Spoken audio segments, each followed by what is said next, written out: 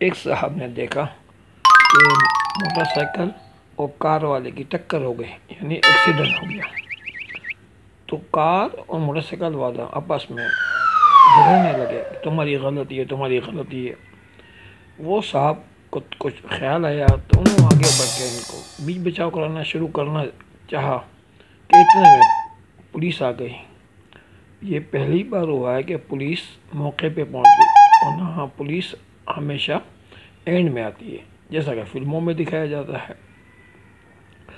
लेकिन हमारे यहाँ ये बात बड़ी मशहूर है कि हमारी पुलिस को हर चीज़ का पहले से पता होता है, इन्हें जुर्म कब होने वाला है, क्या होने वाला है। पुलिस को एक दिन पहले, 2 दिन पहले से सब कुछ पता होता है, और पुलिस घात लगाकर उस वारदात का इंतज़ार कर रही होती है। अब पुलिस ने उन साहब को चश्मदीद गवाह के तौर पर कहा कि आप थाने चलें इनके साथ, क्योंकि अगर गवाह मजबूत और तगड़ा होगा तो इतना केस मजबूत और तगड़ा मिलेगा, यानी केस का केस तगड़ा मिलेगा।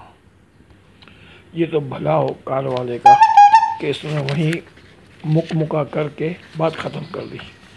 मुक्का हमारे यहाँ डील को कहते हैं। जब आपस में डील होगी, वो इंग्लिश में डील कहते हैं, और पुलिस की ज़बान में मुक्का कहते हैं। इस डील में उन साहब को भी 1000 रुपये देने पड़े। क्यों? कि उनका जुर्म ये था कि भाई ये एक्सीडेंट आपके सामने हुआ, आप इसके चश्मदीद गवाह है, अब अदालत में आपको भी पेश किया जाएगा, और जितनी भी तारीखें पड़ेंगी उन तमाम तारीख में आपको आना पड़ेगा। अगर आप नहीं आए तो आपके ऊपर एक नया केस डाला जाएगा कि आपने सब कुछ देखने के बावजूद खुद को सामने गवाही के तौर पर नहीं लाए, इसलिए आप पर एक नया चार्ज लगाकर आपके ऊपर एक नया केस बनाया जाएगा। वो साहब बोले, भाई मेरी आंखों का कसूर था, ये मैंने क्यों देखा। अब तो मैं सोच रहा हूँ कि मैं आंखें बंद